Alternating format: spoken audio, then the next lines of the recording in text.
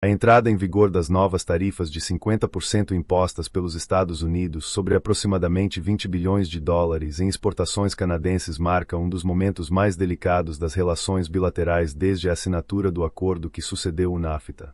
O anúncio do primeiro-ministro Mark Carney de que Ottawa responderá com medidas equivalentes a partir de 8 de setembro demonstra que a disputa ultrapassou o campo comercial e passou a refletir divergências mais profundas sobre soberania, autonomia política e o futuro da integração norte-americana.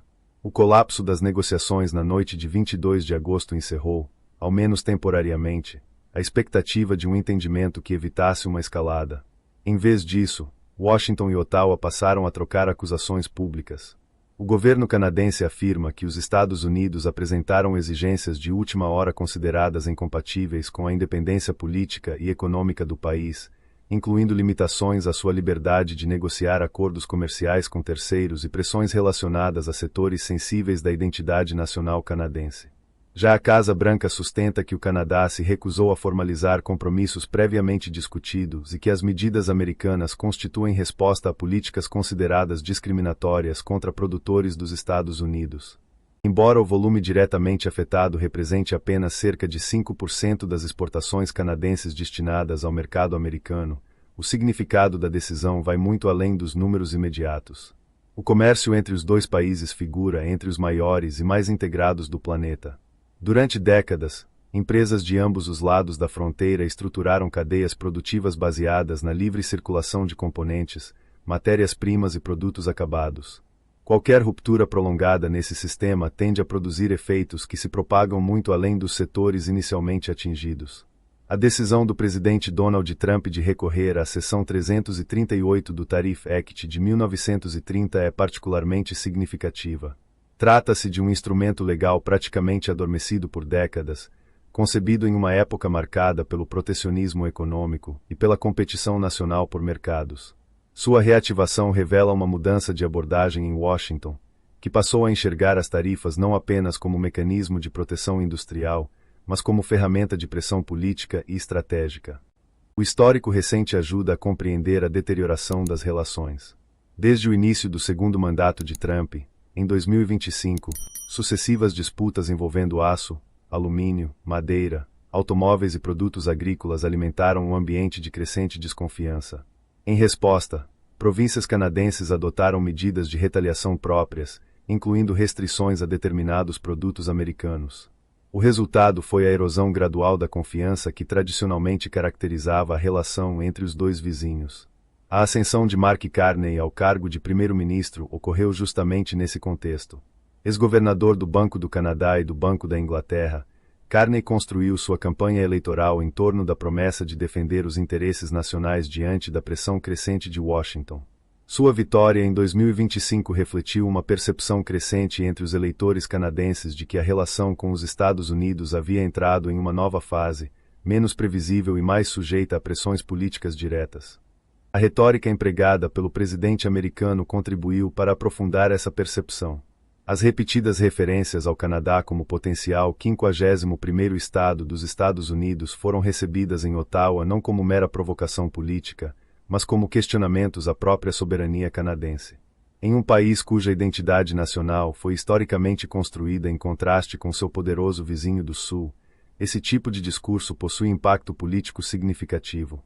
Do ponto de vista econômico, a assimetria entre os dois países é evidente.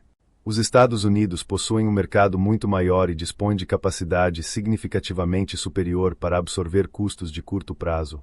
O Canadá continua dependente do acesso ao mercado americano para aproximadamente 3/4 de suas exportações de bens. Ainda assim, Ottawa não está desprovida de instrumentos de pressão. O país permanece como fornecedor estratégico de energia, potássio, minerais críticos e diversos insumos essenciais para a indústria americana. Além disso, a profunda integração das cadeias produtivas significa que muitas tarifas acabam gerando custos também para empresas e consumidores dos Estados Unidos. Em outras palavras, embora Washington possua maior capacidade de impor custos, não consegue fazê-lo sem absorver parte das consequências. Os impactos mais relevantes podem surgir justamente da incerteza. Investidores tendem a evitar compromissos de longo prazo quando o ambiente regulatório se torna imprevisível. Empresas podem adiar expansões, transferir operações ou buscar fornecedores alternativos. Ao longo do tempo, tais decisões podem produzir danos econômicos superiores aos causados pelas tarifas em si. Outro elemento central da crise envolve o futuro do acordo comercial norte-americano. A revisão periódica do USMCA, concebida originalmente para garantir estabilidade e previsibilidade, tornou-se fonte adicional de incerteza. Se as atuais tensões continuarem a se aprofundar, aumenta o risco de fragmentação gradual do espaço econômico integrado construído ao longo de décadas. As consequências também alcançam o campo da segurança. Embora o NORAD continue operacional e a cooperação militar básica permaneça intacta, surgiram divergências crescentes sobre modernização da defesa continental, investimentos militares e a proteção do Ártico. A suspensão da participação do Pentágono em determinados mecanismos consultivos de defesa evidenciou que as disputas econômicas já começam a influenciar áreas tradicionalmente consideradas separadas da competição comercial. A região ártica assume importância crescente nesse contexto. O derretimento gradual das calotas polares abre novas rotas marítimas e amplia o acesso a recursos naturais estratégicos. Tanto Ottawa quanto Washington reconhecem a relevância crescente dessa área para sua segurança nacional. A deterioração das relações bilaterais, portanto, ocorre em um momento particularmente sensível para os interesses de ambos. A longo prazo, a crise pode acelerar tendências já em curso.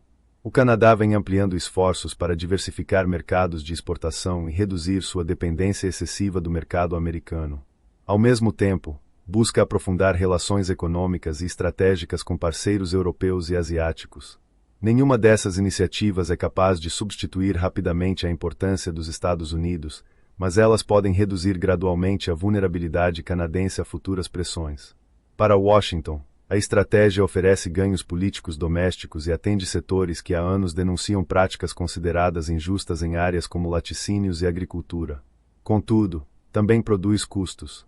O aumento de preços para consumidores americanos, a fragmentação de cadeias produtivas e a redução da competitividade regional podem enfraquecer a posição econômica da América do Norte em um cenário internacional cada vez mais competitivo.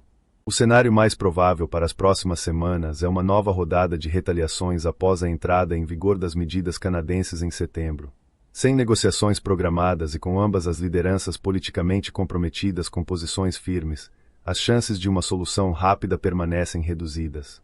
Mais do que uma disputa tarifária, o confronto atual representa um teste para a arquitetura política, econômica e estratégica construída entre Canadá e Estados Unidos ao longo das últimas décadas.